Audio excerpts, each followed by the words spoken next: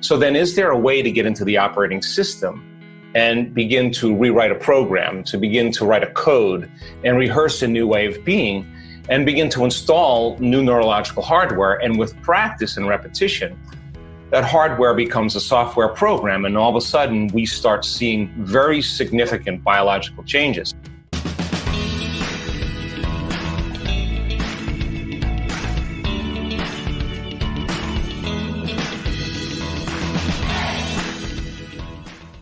So in the last 5 to 10 years or so, I've assembled a team of researchers and scientists and to really demystify the process, that to prove to people that they're not hardwired to be a certain way for the rest of their lives, or they're not doomed by their genes, that in fact that we are marvels of adaptability and change. So then after 10 years of research, we came down to a very clear understanding what to do and why to do it. And I think if you understand the what and the why, the how gets easier. And I think science has become kind of the contemporary language of mysticism. I think science is what demystifies the mystical. And if you start talking tradition or culture, or you start talking religion, you're going to divide a community. And yet, when you give people the right kind of information, and they can repeat it and understand it and set up the conditions and the environment for them to actually practice, and they understand that it's a formula, no different than a golf swing or dancing the salsa or learning how to cook Indonesian cuisine. It just takes practice. So we have a team of neuroscientists and geneticists, and we have a team of biologists. We partner with University of California, San Diego, and their research team there, and we're measuring biological changes to see, once you get beyond educated mind and you become conscious and you begin to interact with that intelligence, that innate intelligence, and give it a plan, a template, and then surrender and get out of the way and allow that autonomic nervous system to begin to function, we have seen dramatic changes in autonomic function. We're talking about significant changes in stage 4 cancers or MS or lupus. There's a dramatic change. And the premise is really simple.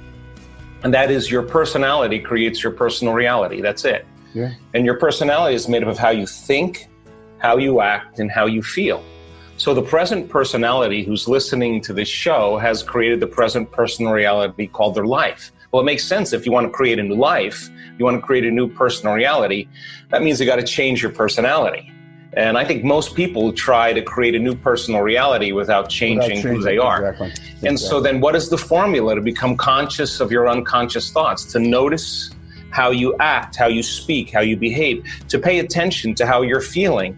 And the act of observing those states of mind and body, Dr. Ron, means you're no longer the program, because when you're the program, you're unconscious. So the first step to change is becoming conscious of that unconscious process. Turns out the word meditation literally means to become familiar with. Now, that's lighting a match in a dark place, and that means then when you sit down to create something new in your life, you're going to come up against all the things that have to change in order for you to arrive there. So that lighting that match in the dark place is all of a sudden coming up against thoughts like, I can't, it's too hard, I'll never change, it's my ex's fault, or, you complain, you blame, you make excuses, you feel sorry for yourself. These are all unconscious programs. You live for 20 years of feeling guilt, but you don't know it's guilt because you feel that way for the last 20 years. It becomes normal. It becomes normal, right? It becomes you. So then the premise is once you become conscious of those unconscious states of mind and body, so conscious and so familiar with them, you wouldn't go unconscious of them in your waking day. Now you're out of the bleachers and you're on the playing field. So then the next fundamental question is, if meditation is to become familiar with, what thoughts do I want to fire and wire in my brain? And if I pay attention and I have intention, our research shows you begin to install new circuits in your brain. Keep repeating it, keep firing and wiring, and that hardware becomes a software program, and all of a sudden you hear the thought in your head that says you can. Anything's possible. There's nothing magical there. You installed the circuitry. So then if you could close your eyes and say, who do I want to be when I open my eyes, when I start my day? What behaviors do I want to demonstrate? The act of mentally rehearsing who you want to be And going through the actions in your mind, when you're truly present and truly focused, the brain doesn't know the difference between the real life experience and what you're imagining. So then you install more neurological circuits in your brain, because typically the neocortex is a record of the past. Now you're priming the brain to the future. If you keep repeating it, the hardware, by firing and wiring, becomes a software program, and all of a sudden you start behaving like a happy person. Well, there's no magic there. You actually prime the brain for those behaviors. And now here's the tough part. Can you teach your body emotionally what that wonderful practice, what that wonderful life, what that wonderful future could be like, and not wait for the event to happen so that you can feel joy or feel freedom or feel love or abundant? That's the old model of reality, of waiting for something outside of us to finally change, to take away our emptiness or lack. The deal is that when you begin to condition your body emotionally into the future, now you're no longer living by cause and effect, you begin to cause an effect. And so when people trade limited emotions like fear or anxiety or frustration or resentment for elevated emotions like gratitude and freedom, it's that heart-centered state that begins to cause the body to literally emit information and energy. And that energetic release we have measured begins to cause the brain to begin to change, and it gets more creative. And so people then, when they truly change how they think, how they act, and how they feel, and they become so familiar with those thoughts, behaviors, and emotions that they begin to create a new personality, well, then it makes sense. And if they're diseased, the disease exists in the old personality. That's right. They're literally somebody else. They're not visualizing anything going away. They're understanding that the stronger the emotion they feel, the more they're upregulating genes. Well, why? Because it says the environment signals the gene. Everybody understands that. But the end product of an experience in the environment is an emotion. So if you're living by the same emotions every single day, your body is so objective, it doesn't know the difference between the real life experience that's creating the emotion that you're fabricating by thought alone. So you're headed for a genetic destiny because the body's not getting any new information. Begin to have people understand what they're doing and why they're doing it, and they assign meaning to what they're doing. They start suppressing genes for MS, suppressing genes for leukemia, and start upregulating genes for health and immune regulation and IgA and all the wonderful antibodies that begin to restore and repair the body. And so we've seen dramatic changes. I can tell you right now that you can absolutely change the way your brain works. You could absolutely make your heart more balanced. You could lengthen your life. You could upregulate genes, 8 different genes that have to do with cancer suppression and tumor cell growth, to grow new neurons in your brain, to diminish oxidative stress, to stimulate stem cells to go to damaged tissues and repair them. And research shows that you can do that in 4 days. If I approached somebody listening to this show and I'd say, "What's wrong with you?" And, "Oh, I'm in a bad mood today." "Well, why are you in a bad mood?" "Well, because of my coworker, because of my staff, because of my stats, because of the news, because of my ex. What they're really saying is, unconsciously now in a program, that something outside of me, some person or circumstance, is controlling the way I feel and the way I think. And anything that's controlling the way you feel and think makes you victim to your environment. Now, that unconscious program then means that a person who's living by that every day will be more susceptible to any condition in their environment, because it's their response to the environment that is squandering the amount of energy they need to heal.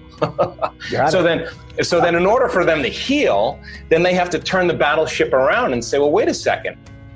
I could complain, that would be normal and natural. I have 1,000 reasons to be unhappy, but instead of allowing my environment to control how I think and feel, what if how I think and feel can produce an effect in my environment? Now all of a sudden, the game changes, because you are going to inhibit those thoughts, behaviors, and emotions.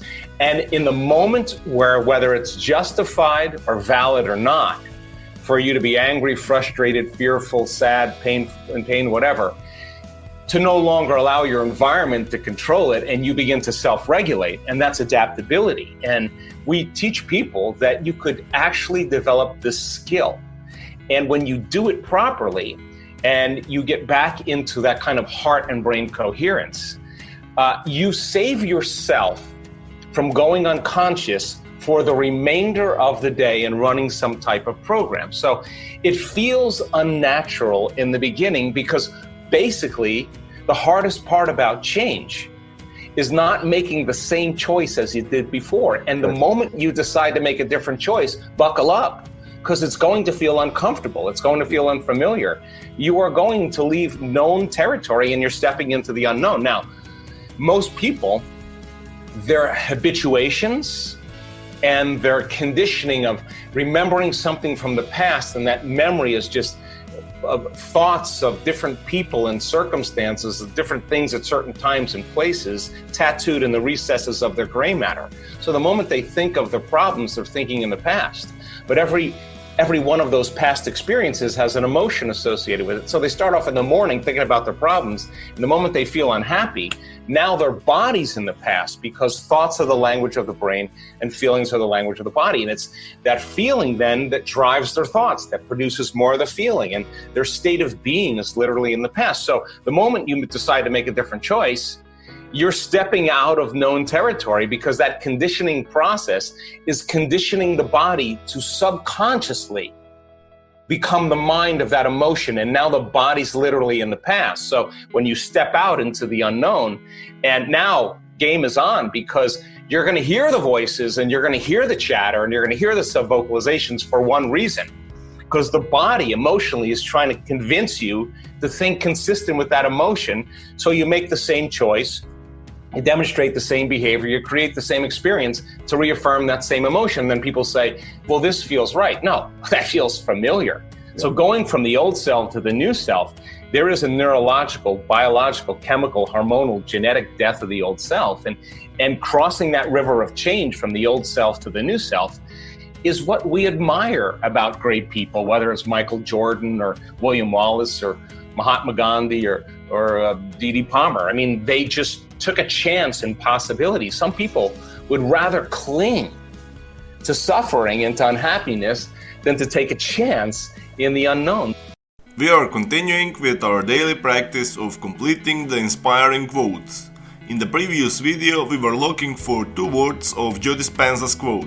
The quote goes like this: if you become aware of your automatic habits and you are conscious of your unconscious behaviors so you cannot go unconscious again, then you, the correct answer is, are changing.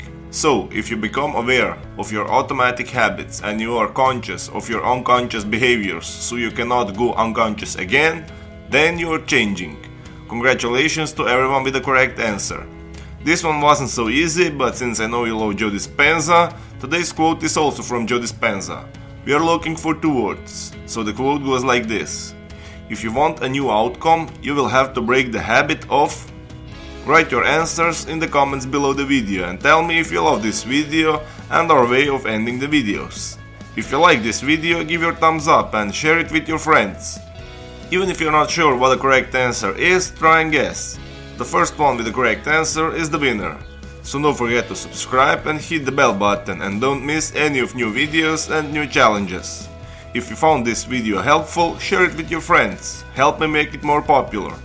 If you really like what we do here and want to support us, you can join our channel and our community for a symbolic fee and gain many other additional features.